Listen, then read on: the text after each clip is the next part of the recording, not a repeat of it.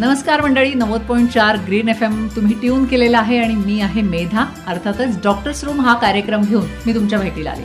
मंडळी, जेव्हा एखाद्या व्यक्तीला नव्यानं डायबिटीस झालाय असं समजतं, रिपोर्ट्स येतात, तर त्या व्यक्तीला आजूबाजूचे सगळे त्याचे मित्रमंडळी किंवा ज्यांना पूर्वी डायबिटीस झालेला आहे अशा व्यक्ती सांगतात, आता तू काळजी करू नको, फक्त काळजी घे, कारण हा आयुष्यभर तुझा साथीदार झालेला आहे. मंडळी, हे वाक्य जर खोडून काढायचं ठरवलं म्हणजेच मधुमेह पूर्णपणे बरा होऊ शकतो, जास्तीत जास्त लोकांमधला मधुमेह पूर्णपणे बरा होऊ शकतो असं जर तुम्हाला कोणी सांगितलं, आता मी इथून सांगितलं, तर तुम्ही विश्वास ठेवाल का माझ्यावर? नाही ठेवणार. पण तुम्हाला विश्वास ठेवावा लागेल. असे काही प्रयोग आता नव्यानं होत आहेत. ऍक्च्युली मधुमेहाबद्दल आयुर्वेदामध्ये खूप सारं सांगून ठेवलेलं आहे, पण त्याचा वापर फारसा होताना दिसत नाहीये. आणि आपल्या सांगलीतलेच 2 तरुण डॉक्टर आयुर्वेदिक तज्ज्ञ याच्यावर काम करतायत आणि प्रूव्हन झालेल्या काही गोष्टी नव्यानं आपल्या समोर आणतायत. आणि आज त्याच दोघांशी आपण या कार्यक्रमामधून बातचीत करणार आहोत, या सगळ्या गोष्टी जाणून देणार आहोत. हे दोघं तज्ज्ञ आहेत, डॉक्टर रवींद्रकुमार माने आणि डॉक्टर योगेश माइंडकर. मंडळी, यांच्याबरोबर बातचीत करताना अनेक गोष्टींची उकल होणार आहे आणि तुम्हाला सुद्धा खूप साऱ्या गोष्टी माहिती होणार आहेत या मधुमेहाबद्दलच्या. तर आपण आज चर्चा करूया. आपल्या बरोबर सुरुवातीला बोलतील डॉक्टर रवींद्रकुमार माने. सर नमस्कार. नमस्कार. खरं तर ही कन्सेप्ट जेव्हा मला समजली तेव्हा कधी एकदा सगळ्या श्रोत्यांसमोर ही कन्सेप्ट मांडते अशी उत्सुकता मला लागून राहिलेली होती. तर पहिल्यांदा आपण सगळ्यांना सांगूया की मधुमेह किंवा डायबिटीस म्हणतो आणि याचं परीक्षण डॉक्टर आपल्याला ब्लड टेस्ट आणि युरिन टेस्ट करायला सांगतात आणि मग त्यावेळेला टेस्टचे रिपोर्ट येतात. आपण उपाशी पोटी ब्लड देतो, युरिन देतो आणि जेवणानंतर 1.5 तासांनी आपण ब्लड युरिन देतो आणि त्याचं परीक्षण आल्यावर कळतं की आपली शुगर लेवल काय आहे, आपल्या मधुमेहाची तीव्रता किती आहे. पण जेव्हा आपण आयुर्वेदानुसार याकडे बघता तर काय सांगतं आयुर्वेद, मधुमेहाबद्दल काय व्याख्या करतं? बऱ्याचदा सुरुवातीला ज्या वेळेला रुग्ण आमच्याकडे येतात त्यावेळेला रक्तात शुगर जास्त आहे, युरिनमध्ये शुगर दिसते आणि मधुमेहाचं काहीतरी वेगळं लक्षण घेऊन येतं. त्यावेळेला आम्ही सुरुवातीला पेशंटला एक मधुमेह म्हणूनच ट्रीट करतो, कारण पेशंटला आयुर्वेदानुसार मधुमेह हा प्रमेहातला एक प्रकार आहे हे माहीत नसतं. जसजसं लक्षणं कमी होतील, रक्तातली शुगर लेवल कमी होईल, तसतसं आम्ही त्याला रुग्णाला टप्प्याटप्प्यानं काही गोष्टी सांगत जातो. कारण लगेच विश्वास बसणं आत्ताच्या बाबतीत थोडं अवघड जातं, कारण आयुर्वेदातल्या कन्सेप्टला तितका लोकाश्रय मिळालेला नाही. बरोबर, लोकांपर्यंत या गोष्टी समजलेल्याच नाही. त्यामुळं आधी सुरुवात करताना मी बोलण्याच्या आधी आता की प्रमेह म्हणजे काय किंवा मधुमेह म्हणजे काय आयुर्वेदानुसार हे सुरुवातीला सांगू इच्छितो. की आयुर्वेदात मधुमेह हा प्रमेहाचाच एक वेगळा प्रकार सांगितलेला आहे. तो 20वा प्रकार सांगितलेला आहे. आयुर्वेदात 20 प्रकार प्रमेहाचे सांगितलेले आहेत. तर या 20 प्रकारांपैकी बरे होणारे प्रकार 10 आहेत, फार कष्टाने बरे होणारे प्रकार हे 6 आहेत आणि कधीच बरे न होणारे 4 प्रकार आहेत. अच्छा, म्हणजे ज्याला आता आपण समजतो की डायबिटीस आयुष्यभराचा सोबती आहे, त्याचे फक्त 4च प्रकार आहेत. 4च प्रकारमध्ये आहेत असं आपण आधीपासूनच समजून जातो की बाबा नाही, मला की कायमस्वरूपी ही औषधं घ्यायला लागतात. बरोबर. मग आयुर्वेदाचं डायग्नोसिस कसं असतं की हे 20 प्रकार कशा पद्धतीने केलेले आहेत, तर वात, पित्त, कफ या प्रकाराने केलेले आहेत. मग कफाचे 10 प्रकार, पित्ताचे 6 प्रकार आणि वाताचे 4 प्रकार. मग हे जे 20 प्रकार सांगितलेले त्याला एक नाव दिलेलं आहे प्रमेह. मग हे प्रमेह म्हणजे काय, त्याचं व्याख्या करायची गेली तर प्रभूत, अविल, मूत्रता. प्रभूत म्हणजे जास्त प्रमाणात, अविल म्हणजे गढूळ आणि मूत्रता. ह्या 20 प्रकाराचं डायग्नोसिस काय आहे की जास्त प्रमाणात आणि गढूळ मूत्र प्रवृत्ती, हे म्हणजे प्रमेह. आणि ह्याचे 20 प्रकार. हा सगळ्यात महत्त्वाचा मुद्दा आयुर्वेदानं सांगून ठेवलेला आहे.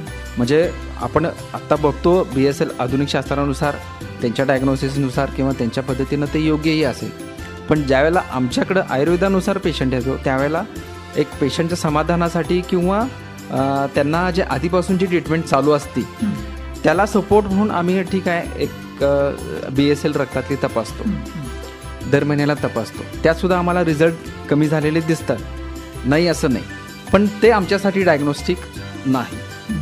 म्हणजे फक्त पावडर लावून गोरं होणं हे आम्हाला मान्य नाही. आम्हाला मुळातच गोरं असणं फार गरजेचं आहे. त्यामुळं आयुर्वेदात जे हे 20 प्रकार सांगितलेले आहेत त्याला धरूनच आम्ही रुग्णाचं निदान करत असतो. आणि मग कुलज असेल किंवा आपल्या आहारविहारातील ज्या पद्धती असतील, चुकीच्या पद्धती असतील, आत्ताचं सगळं पेस्टिसाइड्स वगैरे ह्या सगळ्या गोष्टीचा एकत्रित शरीरावर होणारा भडीमार असेल, किंवा आपलं राहणीमान असेल, प्रदूषणाचा होणारा परिणाम असेल, ह्या सगळ्या गोष्टीचा सुद्धा शरीरावर जो परिणाम होत असतो, त्यामध्ये सुद्धा ह्या 20 प्रकारांमध्ये कुठेतरी प्रमेह दिसून येत असतो. आता ज्वारी, गहू हे आपल्याकडचं नाही आहे, सगळं उत्तरेकडचं आहे, तरी आपण ते खातो. चपाती आपण खाताना ती गोड लागते आपल्याला, भाकरी आपल्याला गोड लागत नाही, तरीही आपण चपातीच खातो मधुमेह असल्यावर. आपल्या गोळीनं फक्त तात्पुरती शुगर तेवढी कमी दिसते, पण ती चपाती आम्ही आलेल्या पेशंटला, मधुमेहाच्या पेशंटला, प्रमेहाच्या पेशंटला चपाती बंद करायला सांगतो. कारण मधुर रस हा वर्ज्य सांगितलेला आहे. जो प्रकार असेल त्यानुसार आम्ही ते डिवायडेशन करून पेशंटला सांगत असतो. पण मूळ आमचं इथं आहे की आपण काय म्हणजे पेशंटच्या हेतूनुसार, पेशंटची कारणं जी घडलेली आहेत शरीरामध्ये, त्यानुसार जे प्रकार दिसतात त्यानुसार आम्ही प्रमेह किंवा मधुमेह हे डायग्नोसिस करत असतो आणि पेशंटला हळूहळू त्यामध्ये सांगणं ते गरजेचं आहे आणि अशा पद्धतीने आम्ही पुढे जात असतो. आता जेव्हा पेशंट तुमच्याकडे येतो, आता मी सुरुवातीला म्हटलं तसं की या सगळ्या गोष्टी प्रूव्हनच आहेत. मधुमेह कोणत्या प्रकारातला आहे हा शोधायचा आणि तो पूर्णपणे बरा होणारा आहे किंवा थोडे कष्ट घेऊन त्याच्यावर काम करून तो बरा होणार आहे की अजिबात नाही. या सगळ्या प्रूव्हन गोष्टी समोर आणण्यासाठी जे काही कष्ट घेत आहे तर त्याविषयी जाणून घ्यायला सुद्धा आम्हाला आवडेल. एकूणच आपण एरवी जेव्हा आपल्याला ब्लड शुगर चेक करायची असते, आपण एखाद्या लॅबोरेटरीत जात ब्लड आणि युरिन देतो, पण जेव्हा आता आपण आयुर्वेदानुसार या सगळ्या गोष्टी तपासायच्या आहेत किंवा नेमकी शुगर वाढलेली आहे का, हा प्रकार बरा होणाऱ्यातला आहे का, हे सगळं आपल्याला जर समजून घ्यायचंय तर मग त्यासाठी तुमची प्रोसिजर काय आहे? मगाशी जे व्याख्या सांगितली प्रमेहाची, प्रभूत अविल मूत्रता, म्हणजे मूत्र म्हणजे युरिनवरून आपण डायग्नोसिस करायचं, हे सरळ सरळ त्या व्याख्येमध्ये कळते. बरोबर. त्यामुळं आयुर्वेदात जे 8 परीक्षण सांगितलेले आहेत, नाडी परीक्षण, मूत्र परीक्षण, बाकी सगळे जे परीक्षण सांगितलेले त्यातलं नाडी परीक्षण आपल्या सगळ्यांना माहिती आहे, लोकांना माहिती आहे की बाबा नाडी बघितली जाते, नाडी तज्ज्ञ आहेत असं तसं. मूत्र परीक्षणाबद्दल माहीत नाही आहे जास्त, आणि मधुमेहामध्ये, प्रमेहामध्ये मूत्र परीक्षण करायला सांगितलेलं आहे, कारण त्याच्या व्याख्येतच ते आहे आणि मूत्रावरून त्याची परीक्षा करायला सांगितलेली आहे. त्यामुळं मूत्र परीक्षण करणं आणि त्यामध्ये सुद्धा तैलबिंदू परीक्षण करणं हे आम्ही एक डायग्नोस्टिक पद्धत जी आयुर्वेदात आधीपासूनच सांगून ठेवलेली आहे, फक्त त्याच्यावर प्रकाश टाकून ती लोकांना कळणं गरजेचं आहे, त्यासाठी आम्ही याच्यावर काम करतो. बरं, तर या सगळ्याविषयी आपण जाणून घेऊया डॉक्टर योगेश माइंडकरांच्याकडून. पण मंडळी, आता आपण ब्रेक घेऊया आणि त्या ब्रेक नंतर मग आपल्याला डिटेल सगळ्या गोष्टी ऐकता येतील आणि डॉक्टर योगेश माइंडकर आपल्याला या सगळ्या गोष्टी सांगतील. तर एक ब्रेक घेऊया.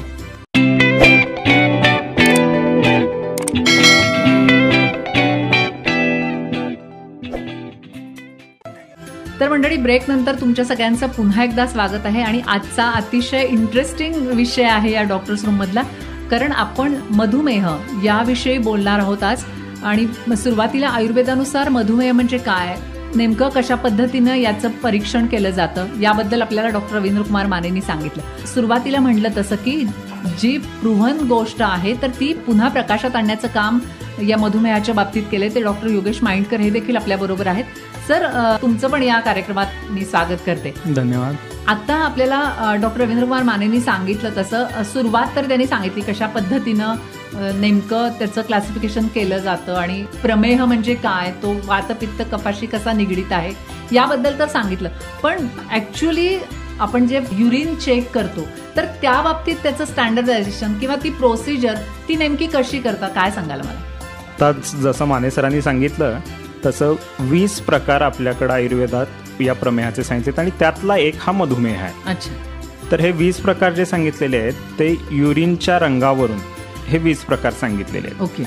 तर आपल्याला आयुर्वेदानुसार निदान करायचं असेल, आयुर्वेदानुसार ट्रीटमेंट घ्यायची असेल तर पहिल्यांदा हे मूत्र परीक्षण करणं गरजेचं आहे. तर हे 20 प्रकार जे रंगावरून सांगितलेले आहेत त्यातले पहिले 10 जे आहेत ते कफाचे सांगितलेले आहेत. त्यामध्ये एक पहिला सांगितलाय उदकमेह. उदक म्हणजे पाणी, तर अगदी पाण्यासारखी त्या पेशंटची मूत्र किंवा लघवी असते. दुसरा सांगितला इक्षुमेह, म्हणजे इक्षु म्हणजे ऊस, तर ऊसाचा रस जसा दिसतो तशी ती त्याची युरिन दिसते. तर अशा पद्धतीनं ती युरिन आपल्याला बघता क्षणी कशी दिसतीये याच्यावरून हे 20 प्रकार केलेले आहेत. हे 2 मी उदाहरणादाखल तुम्हाला कफाचे सांगितले. हे कफाचे जे असे 10 सांगितलेले आहेत हे सगळे बरे होतील, नक्की बरे होतील हे आपल्याकडे सांगितलेलं आहे. 6 जे सांगितलेले आहेत ते पित्ताचे सांगितलेले आहेत. हे पित्ताचे कसे तर हरिद्रा म्हणजे हळद. तर हळदीचं पाणी जसं दिसतं तशी त्या पेशंटची युरिन दिसते. लालामेह म्हणून सांगितलंय म्हणजे अगदी जेव्हा युरिन मधून रक्त वगैरे गेल्यावर जसा लघवीचा रंग लालसर असेल तशी ती दिसते. असे हे पित्ताचे 6 प्रकार सांगितलेले आहेत. हे पण आयुर्वेदात सांगितलेलं आहे. हे प्रमेहाचे 6 प्रकार आहेत. हे कष्ट साध्य आहेत, कष्टानं बरे होणारे आहेत. तुम्ही पथ्य पाळलं, व्यायाम केला, औषधं व्यवस्थित घेतली तर हे पण बरे होणारे आहेत. म्हणजे 10 कफाचे आणि 6 पित्ताचे हे 16 प्रकार तर आयुर्वेद म्हणतं हे प्रमेहाचे साध्य आहेत. लगेच शिक्का मारला म्हणून घाबरून जाण्याचं काय कारण नाहीये. आणि राहिलेले 4 प्रकार मात्र आयुर्वेदानं स्पष्ट वर्णन केलेलं आहे की हे असाध्य आहेत. आणि त्यातला एक हा मधुमेह हा प्रकार आहे. तर आमच्या शास्त्रानुसार प्रत्येक पेशंट ज्याची शुगर थोडीफार वाढलेली आहे म्हणून आमच्याकडे येतो तो मधुमेही आहे असं नाही. कारण आम्ही या 20 मध्ये एक मधुमेह आहे. तर या 20 मध्ये त्याचा प्रकार कोणता आहे हे आम्ही पहिल्यांदा आत्ता सांगितलं असं लघवीचा त्याचा रंग बघून हे ठरवतो आणि त्यानुसार त्याची पुढची ट्रीटमेंट जी आहे ती सगळी ठरते. तर यासाठी हे जे मूत्रपरीक्षण आणि या 20 पैकी तुमचा कोणता प्रकार आहे हे जाणून घेणं हे सगळ्यात महत्त्वाचं आहे. निदान जर आयुर्वेदिक पद्धतीनं व्यवस्थित झालं तरच ट्रीटमेंट व्यवस्थित आयुर्वेदिक पद्धतीनंच होईल आणि आपल्याला नक्की त्याचा चांगला लाभ होईल. बरोबर. आता असं म्हटलं जातं की जेवढा तुमचा डायबिटीज जुना होईल तेवढा तुमचा तो रिकवर व्हायला वेळ लागेल. आयुर्वेद काय म्हणतं या बाबतीत? अगदी बरोबर आहे. ही जी रिकव्हरी तुम्ही सांगितली याच्याबद्दल आयुर्वेदात एक खूप छान कन्सेप्ट आहे जो आज काळाच्या ओघात खूप मागं पडला आहे. म्हणजे आयुर्वेदात पहिल्यांदा सांगितलेलं आहे की आधी पेशंटचं पूर्ण परीक्षण करा. त्याची नाडी बघा, त्याची जीभ बघा, मूत्रपरीक्षण, मलपरीक्षण, त्याचा घाम बघा. हे सगळी परीक्षणं झाल्यानंतरच मग त्या पेशंटची ट्रीटमेंट करायला सांगितली. यातलं नाडी परीक्षण आपल्या सगळ्यांच्या अजून परिचयाचं आहे. पण मूत्रपरीक्षण हा जो कन्सेप्ट आहे हा काळाच्या ओघात थोडा मागं पडला. पण या मूत्रपरीक्षणातच अजून एक आपल्याकडं जो महत्त्वाचा एक कन्सेप्ट आहे त्याला म्हणतात तैलबिंदू परीक्षण. हे काय आहेत ते थोडक्यात आधी सांगतो की एका भांड्यामध्ये युरिन घेतली जाते पेशंटची आणि त्याच्यावर तिळाच्या तेलाचा एक थेंब सोडला जातो. आता तुम्ही जो प्रश्न विचारलात की बरा होईल का हे कशावरून ठरवायचं तर त्यासाठी ज्याला प्रोग्नॉस्टिक म्हणतो म्हणजे त्या आजाराचं पुढचं भविष्य काय आहे, आजार बरा होईल का नाही होणार का हे सांगणारी ही आयुर्वेदातली युनिक टेस्ट आहे. ही फक्त आयुर्वेदातच आहे की ही फक्त मधुमेहासाठी नाही सगळ्याच आजारासाठी सांगितलेली आहे. अगदी कॅन्सर पर्यंत की तुमचा आजार तापापासून कॅन्सर पर्यंत, साध्या व्हायरल फिवर पासून कॅन्सर पर्यंत कोणताही आजार असू दे तर तुमचा आजार बरा होणार का नाही सांगणारी ही आयुर्वेदातली एक युनिक टेस्ट ज्याला म्हणतात तैलबिंदू परीक्षण. तर ही आपण करतो. आयुर्वेदाच्या जवळपास सगळ्या ग्रंथात या टेस्टचं वर्णन आहे या तैलबिंदू परीक्षणाचं. त्याचं आम्ही थोडंसं स्टँडर्डायझेशन करण्याचा प्रयत्न इथं आता सध्या आमचा चालू आहे. आता सांगितलं तसं एका पात्रामध्ये युरिन घ्यायची आणि त्याच्यावर तेलाचा एक थेंब टाकायचा आहे आणि त्या तेलाच्या थेंबाचं पुढं काय होतं याच्यावरून तो आजार बरा होणार आहे, बरा होणार नाही, तो वात आहे, पित्त आहे, कफ आहे, हे सगळं वर्णन आपल्या टेक्स्टमध्ये आपल्या पुस्तकांमध्ये ऑलरेडी करून ठेवलेलं आहे. आम्ही वेगळं काही करत नाही. आम्ही जे करून ठेवलेलं आहे तेच फक्त आहे हे सिद्ध करून आम्ही दाखवतोय. तर या तैलबिंदू परीक्षणाची स्टँडर्डायझेशन बद्दल आपण थोडक्यात आता माहिती घेऊया. यामध्ये होतं काय की जे काय सरफेस ॲक्टिव्ह मोलिक्युल्स आपण म्हणतो या युरिनमध्ये असणारे, त्या युरिनच्या सरफेसवर असणारे जे मोलिक्युल्स आहेत किंवा मेटाबॉलाइट्स ज्याला म्हणतो, आपल्या शरीरात चयापचयामध्ये जे काही घटक तयार होतात आणि युरिनमधून बाहेर पडतात. तर ह्या सरफेस ॲक्टिव्ह मोलिक्युल्स बरोबर या मेटाबॉलाइट्स बरोबर हा जो तेलाचा बिंदू आपण टाकलेला आहे त्याची रिॲक्शन होते आणि वेगवेगळे जे काय फोर्सेस आहेत, ग्रॅव्हिटेशनल फोर्स त्यामध्ये ॲक्ट करत असतो किंवा मॅग्नेटिक फोर्सेस ॲक्ट करत असतात, त्यानुसार तो कुठल्या दिशेला पसरणार हे ठरतं. वेगवेगळ्या आजारात वेगवेगळ्या अवस्थांमध्ये हे सगळे जे काय मोलिक्युल्स आहेत युरिनमधले मेटाबॉलिट्स आहेत हे बदलणार, हे साहजिक आहे. तुम्ही जे विचारलं की आजार जुना असेल तर काय, तर जुना असेल तर हे सगळे मेटाबॉलाइट्स जे आहेत युरिनचे कंटेंट जे आहेत हे सगळे बदललेले असणार आहेत आणि त्यानुसार तो तेलाचा जो थेंब आपण टाकतोय तो कुठे जाणार आहे, कुठल्या दिशेला जाणार आहे हे पण बदलतं. तर बेसिक यात काय सांगितलंय की तेलाचा थेंब त्या युरिन सॅम्पलवर टाकल्यावर जर तो पसरला तर तुमचा आजार बरा होणार आहे, काळजी करण्याची गरज नाहीये. आणि हेच मधुमेहाच्या बाबतीत पण लागू आहे. हे सगळ्याच आजारांच्या बाबतीत आयुर्वेदानं सांगितलेलं आहे. पण आज आपण स्पेशल आपण मधुमेहाच्या बद्दल बोलतोय की या सॅम्पलवर तेलाचा बिंदू टाकल्यावर तो जर सगळ्या दिशेनं व्यवस्थित लगेच पसरला तर आजार बरा होतो. दुसरी गोष्ट सांगितलेली आहे की तो आहे तसाच राहिला तर तो आजार कष्टसाध्य म्हणून सांगितलाय. म्हणजे मगाशी आपल्याला जसं माने सरांनी सांगितलं की कफाचे 10 पहिले साध्य, तर पहिली कॅटेगरी पसरला तर तो कफाचा आहे, तो साध्य आहे. दुसरी कॅटेगरी की कष्टसाध्य, कष्टानं बरा होणार आहे, त्यासाठी तुम्हाला पथ्य पाळावं लागेल, बरेच दिवस औषधं घ्यावी लागतील, व्यायाम करावा लागेल, तर ही दुसरी कॅटेगरी. यामध्ये काय होतं की तो आहे तसाच पडून राहतो तिथे टाकल्या, तर ही दुसरी कॅटेगरी. आणि तिसरी कॅटेगरी ज्यामध्ये तो टाकला की लगेच बुडून त्या तळाशी जाऊन बसतो भांड्याशी. युरिनवर हा तुम्ही थेंब टाकला तेलाचा की तो बुडतो आणि तळाशी भांड्याच्या जाऊन बसतो. ही कॅटेगरी जी आहे ही असाध्य सांगितलेली आहे. तर आपल्याकडे जी प्रमेयातली वातज ही जी काय कॅटेगरी सांगितलेली आहे ती असाध्य, जी बरी होणार नाही, तुम्हाला आयुष्यभर औषधं घ्यावी लागणार आहे, तर ही तिसरी कॅटेगरी. तर अशी अगदी एक युनिक टेस्ट आयुर्वेदाची, अतिशय इकॉनॉमिकल आहे. यात पैसे काय फारसे जात नाही आहेत कोणाचे, आणि आपल्या आजाराचं भविष्य काय आहे, आपल्या आजाराचं भवितव्य काय आहे याबद्दल आपल्याला दिशा देणारी ही टेस्ट आहे. नक्कीच. आपण ॲलोपॅथीनुसार जेव्हा जातो तेव्हा आपण लॅबोरेटरीमध्ये जातो, तिथे आपलं ब्लड घेतलं जातं, युरिन सॅम्पल आपण देतो. आता आयुर्वेदानुसार समजा एखाद्या व्यक्तीनं ठरवलं की ही टेस्ट करून घ्यायची आहे, तर त्याला काय करावं लागेल? या सगळ्याचं वर्णन आपल्याकडं शास्त्रात आपल्या ग्रंथांमध्ये केलेलं आहे. मी आत्ता म्हटलं तसं योग रत्नाकर हा जो आयुर्वेदाचा एक ग्रंथ आहे प्रसिद्ध, तर या ग्रंथात याचं अगदी खूप डिटेल वर्णन आहे. सगळ्याच ग्रंथांमध्ये आहे, पण योग रत्नाकर या पुस्तकात याचं खूप डिटेल वर्णन केलेलं आहे. यामध्ये अगदी हे सॅम्पल कधी घ्यायचंय, युरिन सॅम्पल दिवसभरात कधीही चालेल का, तर तसं नाहीये. आयडियली जर आपल्याला ही टेस्ट करायची असेल तर सूर्योदयाच्या आधी साधारण 1.5 तास हे सॅम्पल घ्या म्हणून सांगितलेलं आहे. सॅम्पल घ्यायचं म्हणजे नेमकं काय करायचं, जाऊन लगेच युरिन घ्यायची आहे का, तर तसं नाही आहे. मिड स्ट्रीम युरिन आजच्या भाषेत ज्याला आपण म्हणतो की पहिली थोडीशी युरिन सोडून द्यायची आहे आणि नंतरची युरिन आपल्याला घ्यायची आहे फुल व्हॉइड होईपर्यंत, म्हणजे पूर्ण आपली युरिन निघून जाईपर्यंत पूर्ण सगळं सॅम्पल नंतर आपण एका स्वच्छ पात्रामध्ये त्या कलेक्ट करायचं आहे. हे तपासायचं आहे कधी, तर हे सांगितलेलं आहे की सूर्य उगवल्यानंतर, म्हणजे सॅम्पल घ्यायला सांगितलंय 1.5 तास आधी, तपासायला सांगितलेलं आहे सूर्य उगवल्यानंतर म्हणजे 1.5 तासांनंतर.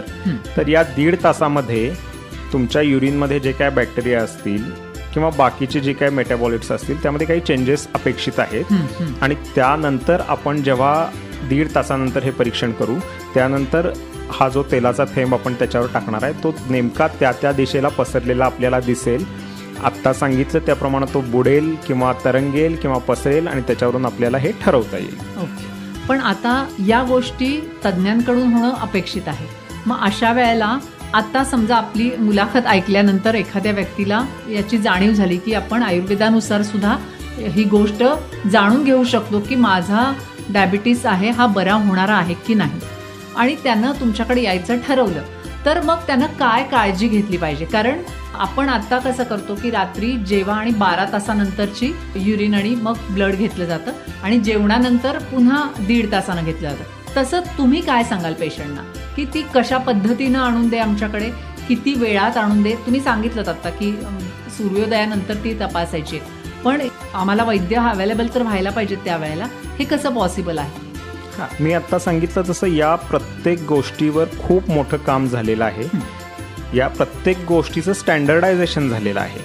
आता युरिन आपण एका पात्रात घ्या म्हणून सांगितलं, तर ते पात्र केवढं असावं, ते कशाचं असावं, ते मातीचं असावं, स्टीलचं चालेल का, प्लास्टिकचं चालेल का, खूप प्रश्न आहेत. आणि या सगळ्याची उत्तरं आपल्याकडे आहेत. हा सगळा डिटेल स्टडी करून, रिसर्च करून आपण एक प्रोटोकॉल तयार केलेला आहे. आणि अगदी छोट्या छोट्या गोष्टी, आता त्याच्यावर थेंब जो टाकायचा आहे तो आपल्याकडे ग्रंथात सांगितलेला आहे की गवताच्या काडीनं टाका. गवताची काडी केवढी घ्यायची, त्याची जाडी किती असावी, आणि तो थेंब पडणारा केवढा असेल, प्रत्येक वेळी तो तेवढाच थेंब पडेल काय, तर असं शक्य नाही आहे. तर यासाठी आपण तो साधारण गवताच्या काडीनं जेव्हा थेंब टाकतो तेव्हा तो साधारण किती मायक्रोलिटरचा आहे हे आपण बघितलं. तर तो साधारण 12 मायक्रोलिटरचा तो थेंब होतो. तर आता आपल्याला जी काय मॉडर्न इक्विपमेंट्स मिळतील, नवीन जे ॲडव्हान्सेस आहेत ते सगळे हे क्लब करून आपल्याला ती वापरता येतात. तर लॅबमध्ये ज्या काय मायक्रोपिपेट मिळतात ते वापरून आपण ॲक्युरेटली प्रत्येक वेळी तो 12 मायक्रोलिटरचा थेंब त्याच्यावर टाकून ही स्टँडर्डाईज करू शकतो टेस्ट. आपल्याकडे ते पात्र जे सांगितलेलं आहे वापरायला ते त्यांनी सांगितलेलं आहे काचेचं किंवा मातीचं असावं. मातीचं फारसं आता संयुक्तिक नाही आहे, दरवेळी मिळणं शक्य नाही आहे. तर लॅबमध्ये ज्या पेट्री डिश वापरल्या जातात त्यापैकी साधारण 8 इंच व्यासाची जी काही पेट्री डिश आहे ती आम्ही वापरतो. घरी पेशंटनं सॅम्पल कलेक्शन केलं तरी चालेल. सकाळी उठल्यानंतर सूर्योदयाच्या आधी ज्या काही आपल्याला कंटेनर आता सध्या अवेलेबल आहेत लॅबमध्ये युरिन टेस्टिंगसाठी जे मिळतात ते कंटेनर घेऊन त्यामध्ये त्यानं ते सॅम्पल सकाळचं कलेक्ट करावं. मी आता सांगितलं तसं मिड स्ट्रीम, आणि ते साधारण 6-6:30च्या दरम्यान वैद्याकडे तपासण्यासाठी आणून द्यावं, हे यामध्ये अपेक्षित आहे. यानंतरच्या ज्या पुढच्या गोष्टी आहेत त्याचं पण स्टँडर्डायझेशन आपण सगळं इथं केलेलं आहे की त्या युरिनचं व्हॉल्यूम किती असावं एक्झॅक्टली हे पण आहे. तर साधारण तुम्ही 100 ml घेऊन त्यात ड्रॉप टाकला तर तोच रिझल्ट येणार आहे का, आणि 10 ml घेऊन परत त्यात ड्रॉप टाकला तर तुम्हाला तोच रिझल्ट त्याचा दिसणार आहे का. कारण याचं जे आता आपण सांगितलं तसं तो तरंगतो बुडतो याच्यावर पण आहे. आणि दुसरी गोष्ट सगळ्यात महत्वाचं की त्या तेलाच्या थेंबाचा शेप काय होतो याच्यावर 2 गोष्टी आयुर्वेदानं सांगितलेल्या आहेत. एक डायग्नॉस्टिक म्हणजे त्यामध्ये वातदृष्टी आहे, पित्तदृष्टी आहे, कफदृष्टी आहे. आपण मगाशी बघितलं की आपला प्रमेह वातज आहे, पित्तज आहे का कफज आहे याच्यावर तो बरा होणार का नाही हे ठरणार आहे. तर हा तेलाचा थेंब जो आपण टाकतोय तो जर समजा सापासारखा किंवा दोरीसारखा त्याचा जर आकार आपल्याला दिसला तर ती वातदृष्टी सांगितलेली आहे. म्हणजे ती असाध्य आपण जी मगाशी कॅटेगरी बघितले 4 प्रकार त्यामध्ये येणार आहे. तो जर छत्रीसारखा पसरला गोलाकार तर ती पित्तदृष्टी सांगितलेली आहे. आणि हे कष्टसाध्य म्हणून आपण जी कॅटेगरी बघितली 6 प्रकार त्यामध्ये येणार आहे. आणि तिसरा जर तो मोत्यासारखा एखाद्या मोत्या प्रमाणात तिथं तो आपल्याला थेंब दिसला तेलाचा तर तो कफदृष्टी सांगितलेली आहे. म्हणजे जे 10 प्रकार सांगितले आपण पहिले तर त्यामधला असणार आहे. तर असं प्रत्येक छोट्या छोट्या गोष्टीचं आपण यामध्ये स्टँडर्डायझेशन करण्याचा प्रयत्न केलेला आहे. आणि त्याप्रमाणे आपण आता या दोन्ही टेस्ट आपण इथं करतोय. मानेसरांच्या क्लिनिकमध्ये पण होत आहेत, माझ्या क्लिनिकमध्ये पण होत आहेत. बरेचसे नवीन वैद्य आपल्याकडं जॉईन होत आहेत, ते पण आपल्याकडून हे शिकून घेत आहेत. आपल्या जवळचे वैद्य कदाचित हे करत पण असतील तर तुम्ही त्यांच्याकडे जरूर चौकशी करा की ही तैलबिंदू परीक्षा जी काही युनिक कन्सेप्ट आहे ही आपल्याकडं होते का, आणि नसेल तर आमच्याशी संपर्क केला तरी चालू शकेल. बरोबर. आपण नॉर्मली जेव्हा तपासतो तेव्हा आपल्याला किती युनिट आहे किंवा किती ग्रॅम आपली शुगर आहे रक्तामध्ये हे सांगितलं जातं. मग तुमच्याकडे जर आम्ही आलो तर तुम्ही ही गोष्ट आम्हाला सांगता की डायरेक्ट त्या ट्रीटमेंटमध्ये याचा विचार केला जातो आणि त्याप्रमाणे ट्रीटमेंट दिली जाते? रक्तामधली शुगर हा कन्सेप्ट नवीन आणि थोडा ॲलोपॅथिक कन्सेप्ट झाला. ओके. आपल्या शास्त्रानुसार आपण या 20 पैकी कुठला प्रकार आहे हे बघून आणि त्या प्रकारानुसार वेगवेगळ्या परत ट्रीटमेंट आयुर्वेदात सांगितलेले आहेत तर त्याप्रमाणे आपण देतो. म्हणजे शुगर किती वाढलेली आहे आणि औषधं किती प्रमाणात आणि किती दिवस जास्त प्रमाणात घेतली पाहिजेत या सगळ्याचं परीक्षण या युरिन मार्फतच केलं जातं. नक्की. आपण फक्त हे जे काही ग्रंथात वर्णन केलेलं आहे त्या पद्धतीनं हे तैलबिंदू परीक्षण करून दोन्ही डायग्नॉस्टिक आणि प्रोग्नॉस्टिक, मी आता म्हटलं तसं की डायग्नॉस्टिकमध्ये तो दोष कोणता आहे वात पित्त कफ यापैकी, आणि प्रोग्नॉस्टिक म्हणजे पुढं तो बरा होणार आहे का नाही, हे दोन्ही आपण याच्या साह्यानं परीक्षण करतो. तर मंडळी हे सगळं ऐकल्यावर तुमचा जीव भांड्यात पडला असेल असं मला वाटते. कारण जी मंडळी मधुमेहानं त्रस्त आहेत तर अनेक बंधनं असतात, खाण्यापिण्यावर बंधनं, इतर वेगवेगळ्या गोष्टींवर बंधनं येतात. तर आपण जर आता ठरवलं की आपण आयुर्वेदानुसार आपला मधुमेह कोणत्या कॅटेगरीमध्ये येतोय, ज्यांचा बरा होणार आहे तर त्यांना नक्कीच यातून थोडासा आशावाद निर्माण होईल की मी जर योग्य प्रयत्न केले, योग्य औषधोपचार घेतले तर मी या मधुमेहापासून पूर्णपणे बाजूला जाईन आणि माझं एक चांगलं आयुष्य जगेल. आणि ज्यांचा पूर्ण बरा होणाऱ्यातला नाही आहे किंवा ज्यांचा थोडासा कष्टप्रद आहे तर ही मंडळी कष्ट घ्यायला सुद्धा तयार होतील आणि योग्य औषधोपचार, योग्य व्यायाम, आहार यातून ही मंडळी सुद्धा पूर्णपणे मधुमेहापासून दूर होतील. आणि 4 तुम्ही प्रकार सांगितलेत की ठीक आहे नाही ह्यांचा मधुमेह बरा होणार, मग असंही त्यांनी मनानं घेतलेलंच आहे की आता माझा मधुमेह कधीच आयुष्यात बरा होणार नाही, पण शुगरचं प्रमाण आहे त्यांचं तर ते तरी रेग्युलर ठेवण्यामध्ये त्यांना या आयुर्वेदाची नक्कीच मदत होईल असं म्हणायला काही हरकत नाही. खरंच मंडळी, आज इतकी वेगळी माहिती आणि इतका वेगळा प्रकार आज डॉक्टर दोघांनी मिळून प्रकाशात आणलेला आहे आणि तो आपल्यापर्यंत आम्ही ग्रीन एफएमच्या माध्यमातून मांडायचा प्रयत्न केलेला आहे. नक्की तुमच्या जवळच्या आयुर्वेदिक तज्ज्ञांना विचारा. अशा पद्धतीनं मधुमेहाचं परीक्षण होतं, अशा पद्धतीनं आयुर्वेदानुसार मधुमेह कसा कंट्रोल करता येईल, कोणता प्रकार आहे माझा, तर नक्की तुम्ही तुमच्या जवळच्या आयुर्वेदिक तज्ज्ञांना जाऊन विचारा आणि हा मधुमेह आहे तर याच्यापासून आपली सुटका करून घ्या असं म्हणेन मी. तर आज डॉक्टर रवींद्र कुमार माने आणि डॉक्टर योगेश माइंडकर तुम्ही दोघांनी येऊन एक प्रूव्हन झालेली गोष्ट पुन्हा एकदा प्रकाशात आणलीत आणि आमच्याशी ती शेअर केलीत तुम्ही पहिल्यांदा. तुमच्या दोघांचेही मनापासून धन्यवाद. धन्यवाद. धन्यवाद.